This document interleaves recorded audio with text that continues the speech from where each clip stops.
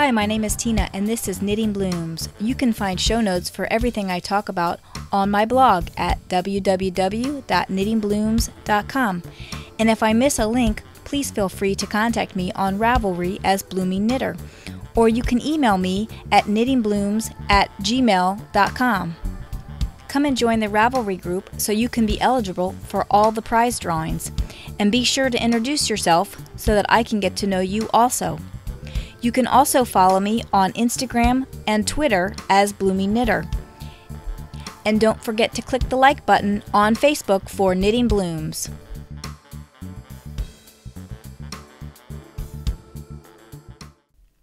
Lolo Baby, available in soft vanilla, lavender dreams, and plain and simple, has been a big hit among OBGYN staff, new moms, daycare personnel, and men over 60. A swipe on the diaper area, a bit for a massage, or something to help with cradle cap, we understand. But why are men buying this? So we asked. We just had to know. And they told us. They are buying Lolo Baby and using it for itch, heat, and chafing in their southern hemisphere. We pressed on with our somewhat awkward questions, and we found out that while they loved Lolo Baby, they wanted two things to be different: the label and a cooling element. So along came Southern Comfort. Don't let the mustache on the label lead you to think it's only for men.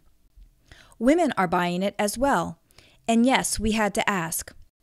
And we were told they were using it for all the same reasons, though they used different words like friction and rash.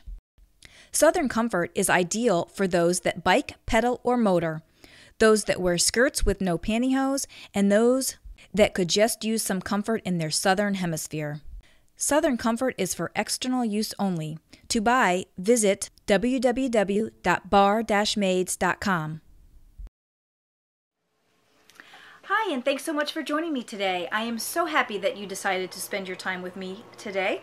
I have not had a chance to watch any podcasts since the last time I recorded, and I kind of feel out of the loop. It just seems kind of crazy that I haven't watched any podcasts. I have had attempted to want to watch podcasts, and I've picked out a couple that I wanted to just kind of go through and watch all of the available episodes. But I have been so busy at work the last 2 weeks. It's just been crazy. I recorded 2 weeks ago, and on that Friday following my recording, I recorded on Thursday night. The Friday, the day after I recorded, we just got really busy. When I recorded last, I told you that we had been going through a cold snap, and I think the highs were in the teens, and sometimes not even making it past 10 degrees. And it all started hitting the fan on Friday, the day after I recorded last. The company I work for is an insurance restoration company, and we had so much stuff going on Friday. Because of the cold weather, a lot of people's pipes were freezing, and then they were breaking, and then the water was everywhere. So we were dealing with water cleanups everywhere. And I want to say that we got probably 4 or 5 or maybe even 6 frozen pipes on Friday alone. So we were sending our plumber all around everywhere. Well, actually, I think it was between Thursday and Friday. And it was just crazy. And then the following week we were trying to get estimates done, and now we've got the jobs coming in, and it's still pretty crazy at work. And this week we are experiencing another really cold period of time. I think the highs this week are only going to be in the teens as well. Are we going to talk to me again during the podcast, Cody? So it's supposed to only be in the teens again this week. So who knows what work is going to bring for next week. And if I'm going to have knitting time at work. I have worked on a few projects. I did a couple of welts on my Knit Swirl. I'm not showing you that project today. I think I did maybe 6 to 8 rows on the Little Big Shrug. But I'm not showing that to you either. I haven't even touched transitioning to winter, and Marley's Garden, my mitts, haven't even touched those either. But I am going to show you another project that I started, but we'll get into all that when I get to knitting. I've got a couple things I want to talk to you about before I get into the knitting. The first thing I want to talk to you about is my step goals for 2014. I think it was on Tuesday, or maybe it was just yesterday. I don't know. The days are running together like crazy. One day this week, I went in and I discovered what my steps were for last year for my Fitbit. Now, I didn't get my Fitbit until I think it was the middle of January, or maybe it was the end of January. So I had a whole month of no Fitbit, and then there was a couple weeks, I think it was September or October, or somewhere in there, maybe it was November, I can't remember, a couple weeks where I had to return my Fitbit for warranty replacement.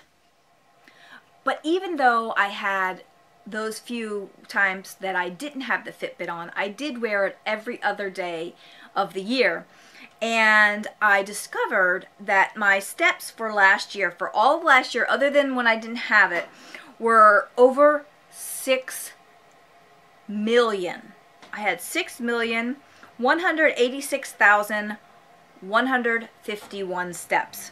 And that equated to over 3,000 miles, and the total mileage was 3,112 miles and 0.7 tenths. So, oh my gosh, I couldn't believe that I had walked that much last year. So, I know that seems like a lot for most people, a lot of steps. I guess if I had the Fitbit the entire year for every day, and I wore it every day, that would have accounted or averaged out to about almost 17,000 steps a day. That's a lot of steps. Now, understand that there were a few days in there that I had over 30,000 steps. There was one day that I did it over 40,000 steps, and I was walking quite a bit last year. So, my goal for this year is to beat my step totals from last year by at least 25,000 steps. Now, that doesn't seem like a whole lot, because honestly, I can beat my step goal by 25,000 steps in 1 week if I really pushed, because that's really not that much. But I don't want to set my goal too high that it's totally unattainable. So that's my goal for this year. I think it works out to being something like 6,200,000 something. I can't remember. I thought I wrote it down somewhere, but apparently I don't have that information. I think I wrote it down on a Post-it note at the office and then promptly threw the Post-it note away. That's the kind of day I've had today. Anyway, so yeah, I'm going to be doing a lot of stepping, which means that I'm going to be knitting a lot of stockinette socks, because as you know, I like to knit my stockinette socks while I bounce on the ball. My current workout schedule as it stands right now is I get up in the morning every day of the week and I do my my Zuka Light workout. That's my strength training workout. And then I get on the treadmill for anywhere from a half hour to an hour, depending on how much time I have before work, whether I'm going to the chiropractor or what have you, how long my strength workout was. And then in the evening, throughout the day, I'll get some steps in at the office, and then in the evening, I would get on the treadmill and do another 45 minutes to an hour, sometimes longer. On Monday, Wednesday, and Friday, my plan is to run on those days, and right now I'm running for about 30 minutes and then walking after that. Usually I put on an episode of Biggest Loser, so that keeps me motivated to keep going, and a lot of the episodes for Biggest Loser were running for 2 hours, which without commercials and all that, it's like an hour and 20 minutes, so it's perfect, and that's what I've been doing. And then on the weekends, I'm kind of keeping it low key, sometimes walking. I'm going to try a new workout program, 30-day workout program with Zuka Light. And I think she has you doing Monday, Tuesday workouts, and then Thursday, Friday workouts, and then Saturday a yoga workout. So I'm going to try that and see how that goes for me. And then still keep the walking and all that. And like I said, I'm going to be trying to hit like 18 to 20,000 steps a day because of how my goals are. Because I know that there's going to be days that I don't walk very much or have limited steps. So I need to make sure that I overcompensate on the days that I am walking so that I don't fall behind. So yeah, I have some pretty lofty goals for 2014 for my steps and my fitness, but I'm hoping that 2014 is my turning point for all of the up and down, yo-yo weight loss and gain and whatnot. It's getting kind of ridiculous, actually. And like I said, I'm just hoping that this is going to be my year to finally get my program in line, get my mind in the right place, and get my habit built, because it just seems like the last few years I try and get in the habit of either working out or dieting or whatever, and for some reason things seem to fall to the wayside. But I'm hoping this year will be a different story, and that habit will be formed and it will be a constant throughout this entire year. So that is my goal for 2014 as far as fitness goes. Cody's now on my lap. You can't really see him, but he's being needy again. I don't know what it is about him being needy when I have to be on the podcast. And before anybody asks, I am wearing my knit swirl, as you might see here. And Cody's going to get his tail in my coffee. This is my first knit swirl. This is the Tangerine Rose, and I did this in Blue Moon Fiber Arts, Peru, and I believe it's merino, silk, and alpaca. It's very warm, and I needed it on a warm day, on a cold day. I needed to be warm on a cold day today, so that's why I'm wearing it. I love this sweater. As you know, I am knitting a second one, the same pattern, and I can't wait for it to be done, because I wear this sweater all the time. I get a lot of wear out of it. It's a perfect wear it anywhere, cozy up with it kind of sweater. So let's see what's next on the list. I do want to mention about Knit-topia. I have been meaning to mention this to you guys for the last couple times I recorded, and I have forgotten every time. We did have a couple of spots open up for Knit-topia. We have one spot available for the second weekend and a couple of spots open for midweek. So if you are interested and you can swing the dates, we do have spots available. Knit-topia 2014 is being held from March 13th through March 23rd. And so the second weekend would be, I think that's the 19th through the 23rd. So if you are available, or you could take time off work or what have you, we do have spots available.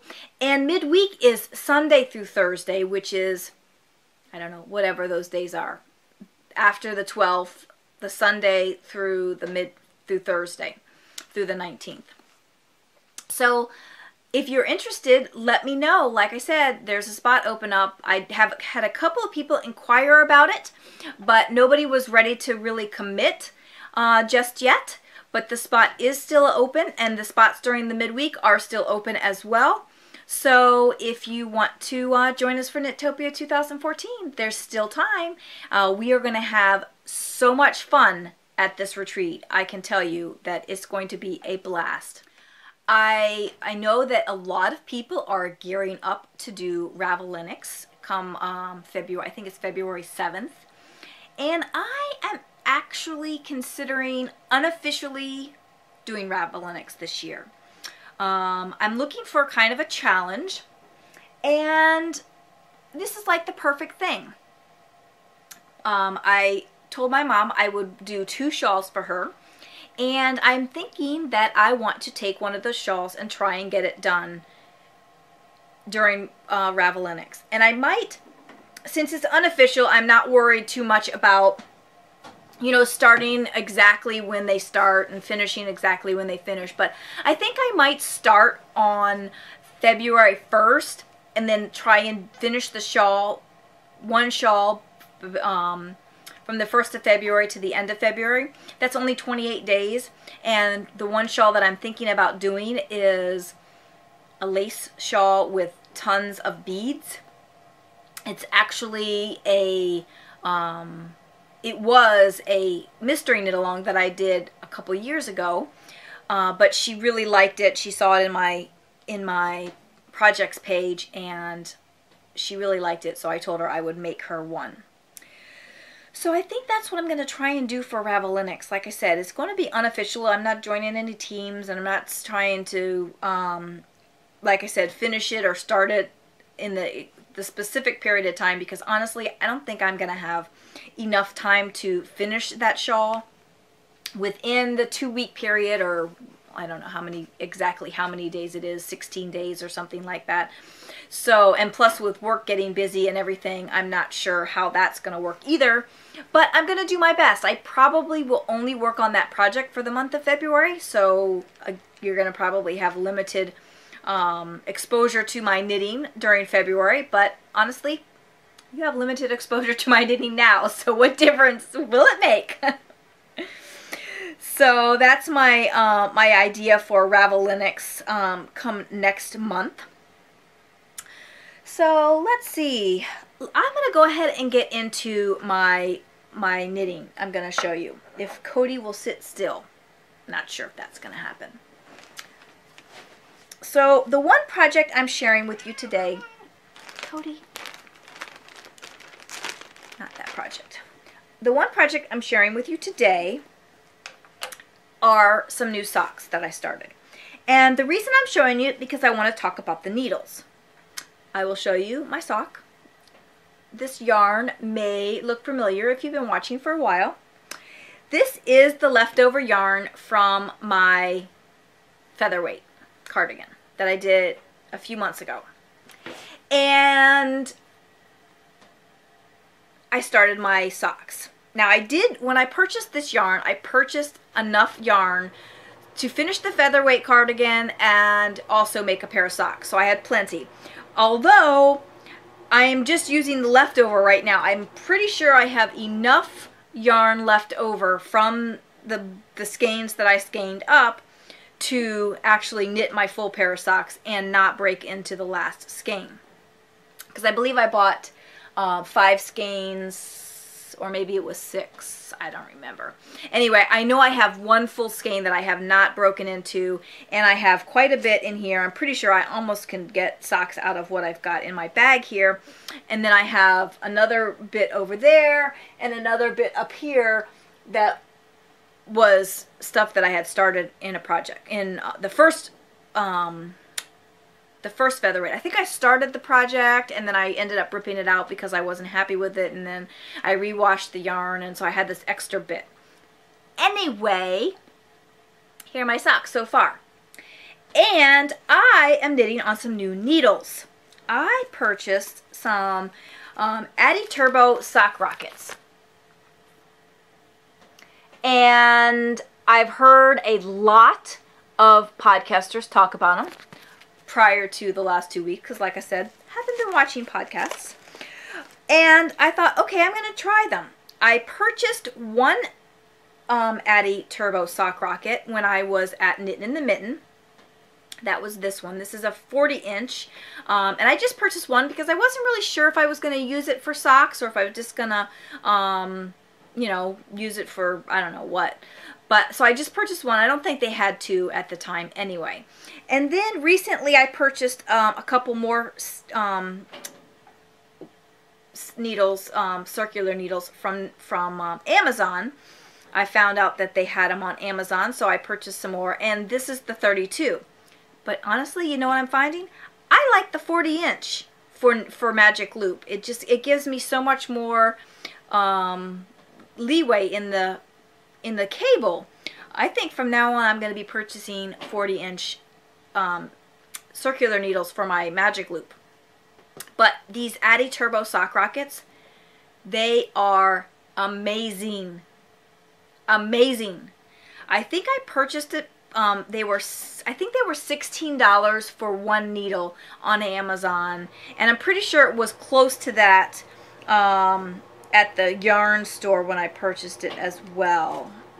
The yarn store was $14. It says $13.95. So, but yeah, I am really loving these needles. They are super smooth. The joins are super smooth. The yarn just slides and glides over them so smoothly, and I really do feel like I am just zooming along with them. If you haven't tried these needles, the Addi Turbo sock rockets, is that what they're called? Yeah, Addi Turbo sock rockets. If you haven't tried them, I highly recommend them. I almost like them better than Hiya, although the Hiya are almost half the price. And Hiyas are good.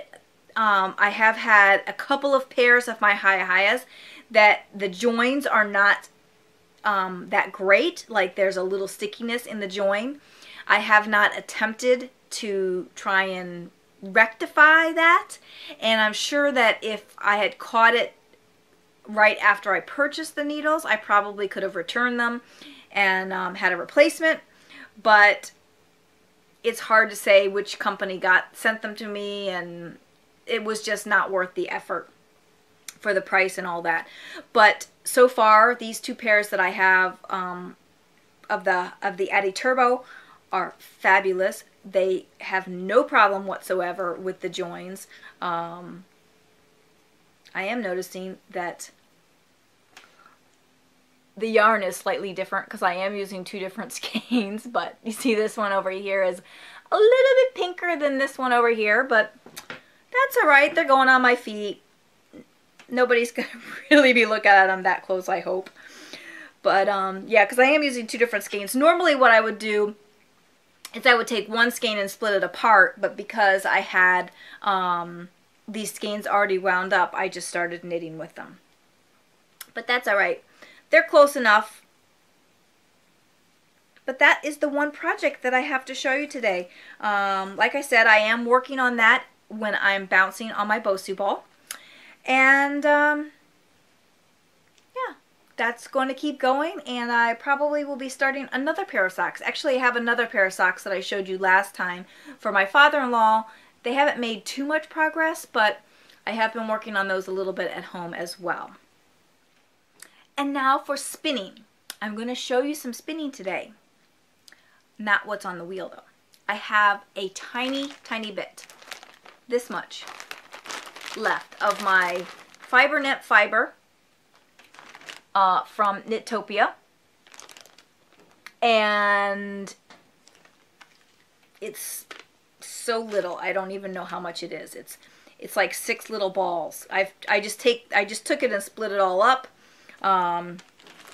It's a tiny, tiny bit. I would say it's less than a half an ounce, and I'm determined to get it done. But honestly, I haven't had too much time to spin either, because when I've been coming home, I've been either working out or I've got things to do in the evening or what have you. So I haven't had too much time to do spinning in the evening, but I have tried to do some spinning in the morning before I go to work if I have time. But I have this bobbin to show you. This is the last bobbin before the current one that I'm working on. And again, I am going to be four-plying this. I have all my other bobbins, and I have labeled them with the order in which I spun them. And once I have all of them spun, I'm going to line them up and, you know, kind of sort them and organize them, because some of the braids of fiber were a little bit darker than others. And I want to, you know, make sure that I kind of even it out a little bit that way. So hopefully within the next 2 to 3 weeks I will have this done. Sooner if, you know, if I can. It just depends. Some nights I've been able to spin one full little piece, and some nights I don't spin anything at all. So it just depends on how things go over the next few weeks, and how much time I have to spin. The other spinning, I briefly, I mean so briefly, worked on the Into the World at the office the other day, but I really haven't been working on that at all. I did work on it briefly, probably 10 minutes, if that. Sammy is moving the camera. Sammy! So I really haven't been working on that at all, and I really haven't been working on the wool gatherings that's on the spindle. I'm tempted to transfer the stuff that's on the spindle to my wheel once I finish spinning the fiber nymph, but I'm not sure if I'm going to do that or not.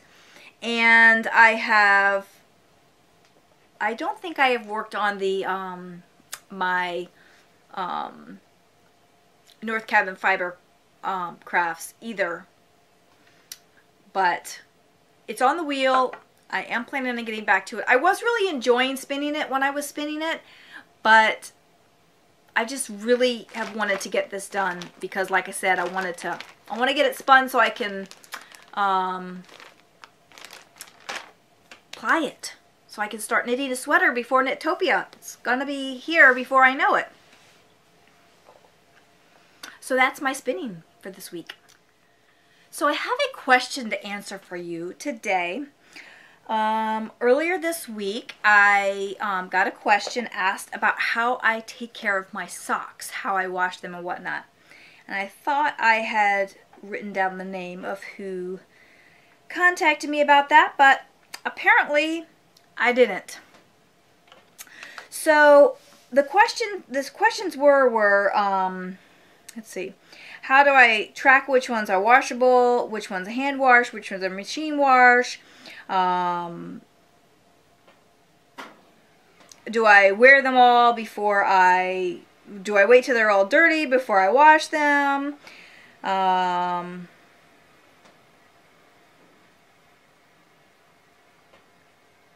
do I get them dry? And so forth. So basically, how I take care of my socks. Well, first of all, I do not keep track of which ones are washable and not washable.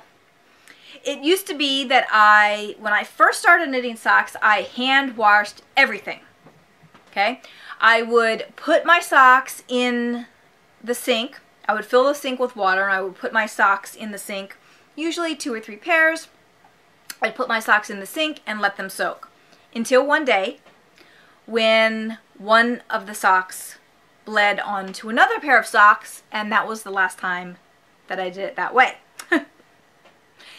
After that, I started using these Glad containers. These are just the disposable Glad containers. They are 8 cup, 64 ounce size, and I had 6 of these, and I would wash each pair of socks individually in these. I would fill them with water, put some soak in them, put the top on them, stack them up so I could do 6 pairs at one time. And then I would always lay my socks out to dry on the dryer. I never dried them. And I did that for a while, and that worked out well. And now I have a lot more socks. That was in the beginning when I probably only had a week or 2 weeks worth of socks, and I would pretty much wash them every week because I was washing them by hand, and it was a little bit more difficult to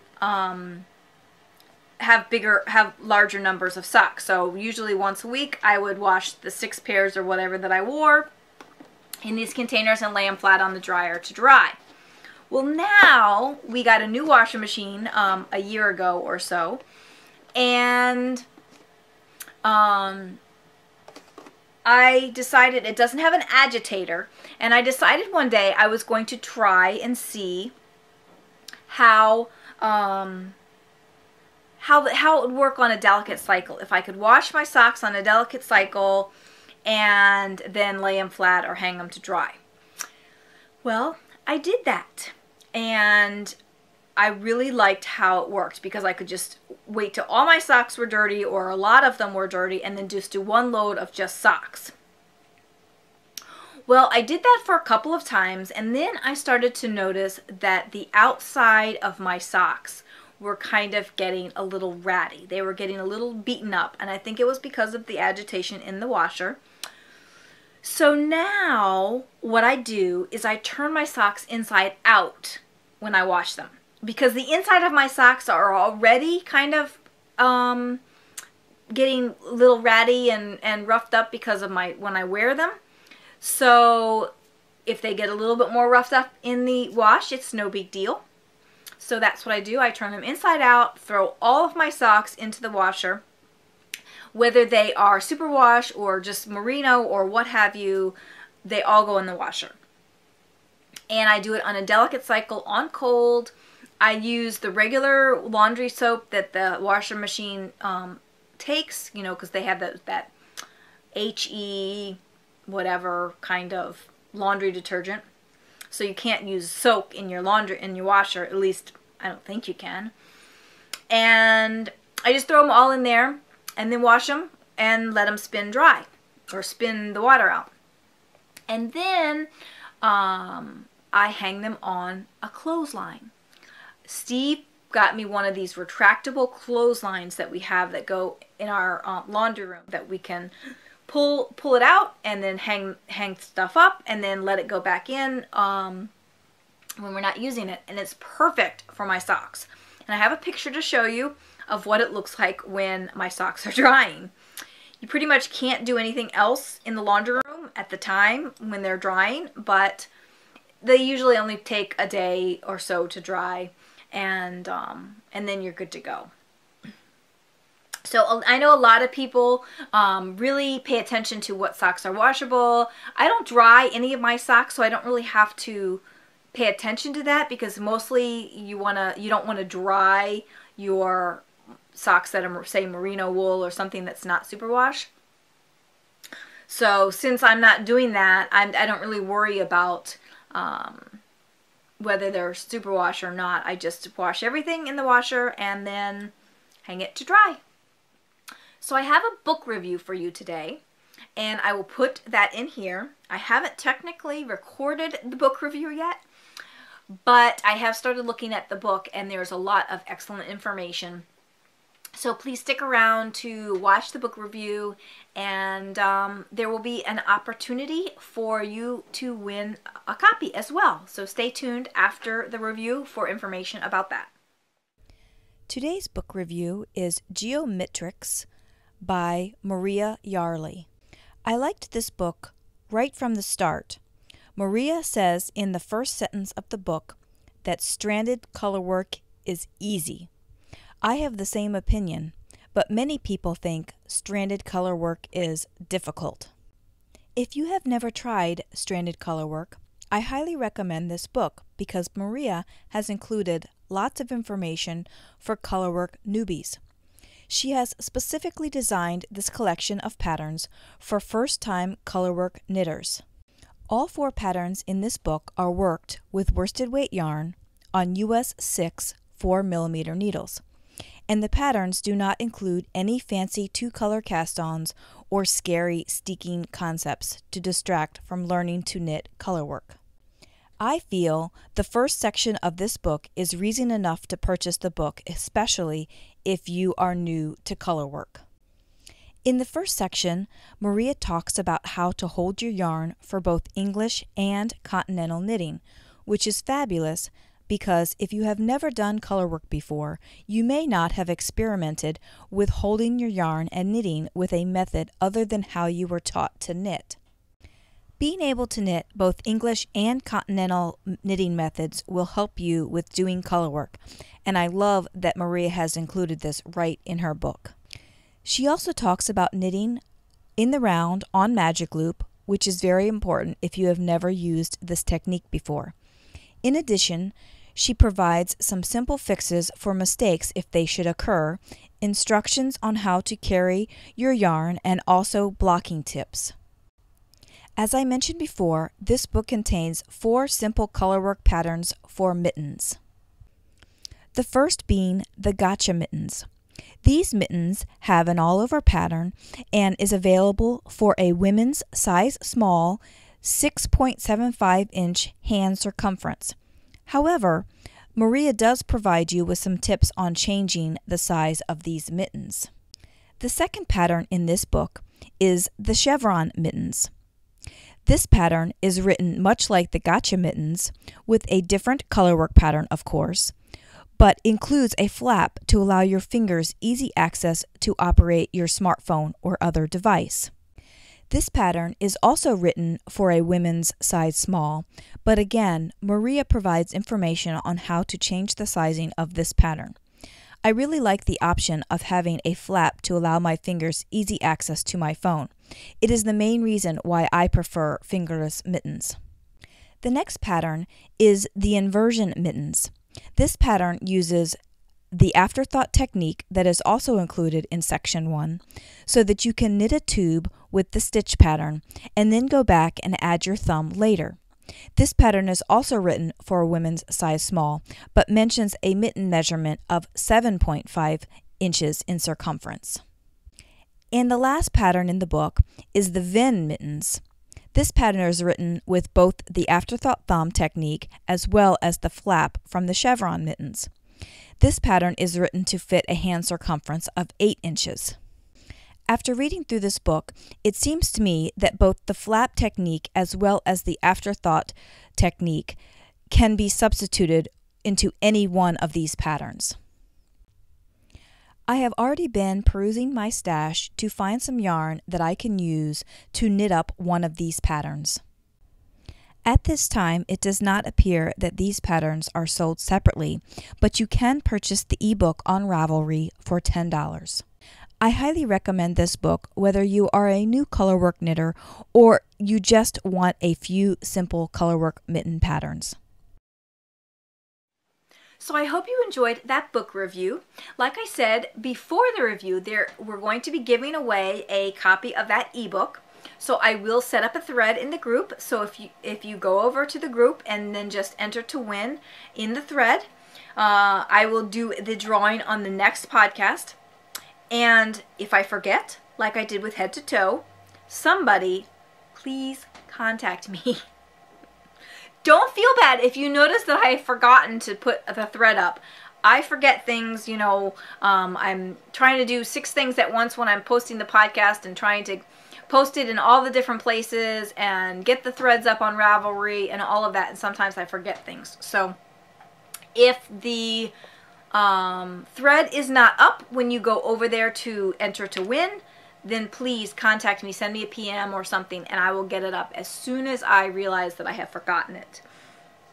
So, and then like I said, I will draw the winner on the next podcast in 2 weeks.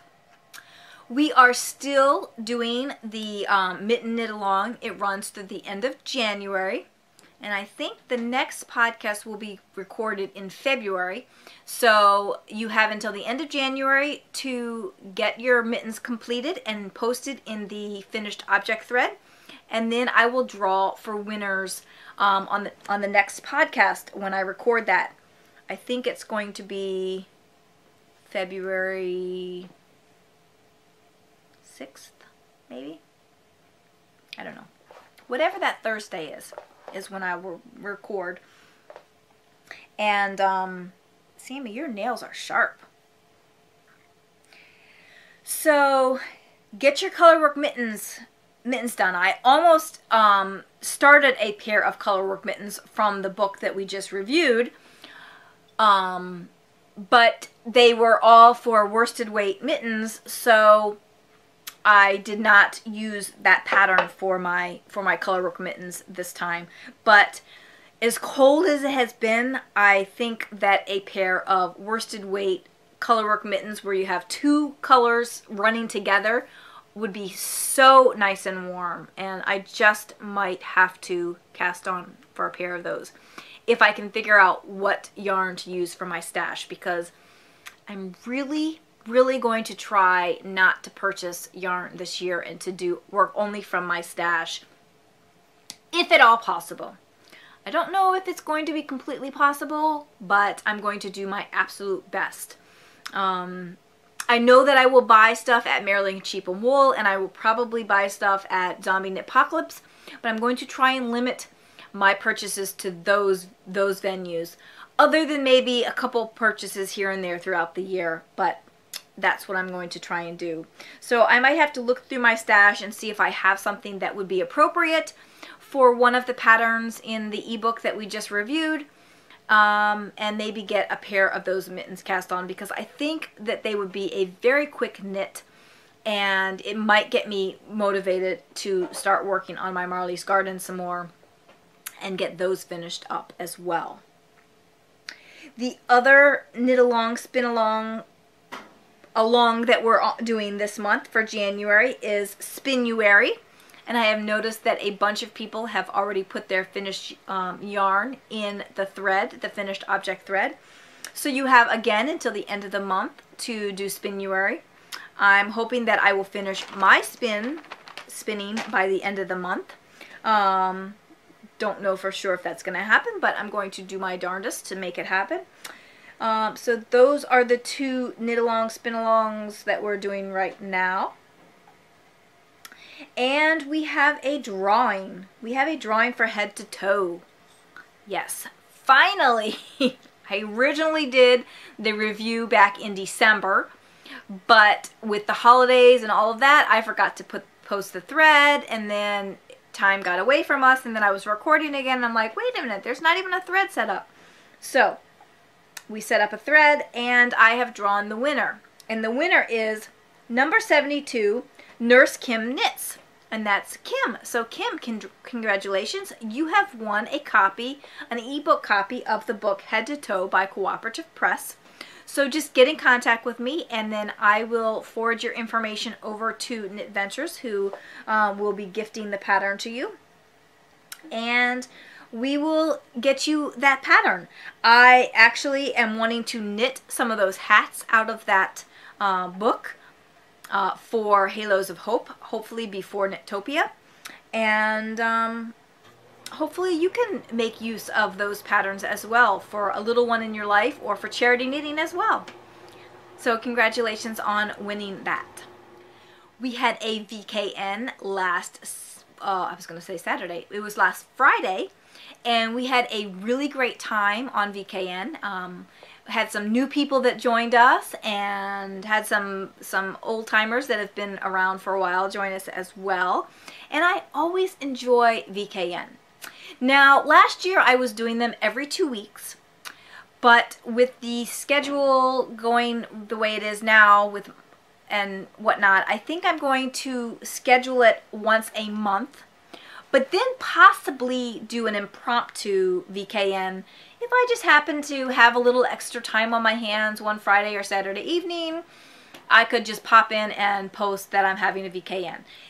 I might not stay there very long, because maybe people won't know that it's there, and if you're not on Ravelry, you might not realize that there is a VKN, but we'll see how it goes. We'll just see if I have the time and if I can pop in and do a VKN or what have you. But the next official VKN will be on February 21st. It's a Friday, again, at 8 p.m. And then for March, we probably won't have one for March at all, because I will be at Knit-topia. But for maybe for April, then we'll try and do it on a Saturday afternoon or a Sunday afternoon or something like that. So those people on the West Coast have a better chance of joining us. And what else? I think that's all I've got for you this week. I hope you are warm, because it's freezing here. And I hope you guys have lots of time for your knitting. I know that I've been busy, but I hope that I can get back to my knitting in the next couple of weeks and do a little bit more, have a little bit more progress. And I will be starting that new shawl for my mom. So hopefully I'll have some progress to show you on something this next time I record. Until then, bye for now. Have you seen the new Twisted Lights from Barmaids? Twisted Lights are the most incredible beeswax candle with a very long burn time. For example, the smaller of the Twisted Lights burns for approximately 20 hours. But that's not what sets it apart from other candles. Twisted Lights look exactly like small balls of yarn. They look so much like a ball of yarn, it almost looks like somebody took a ball of yarn and dipped it in wax. And just like balls of yarn, Twisted Lights comes in lots of amazing colors, and they are 100% beeswax. Barmaids does not use any additives or hardeners in their candles, nor do they coat their molds with toxic mold release. You can get your Twisted Light candles at www.bar-maids.com.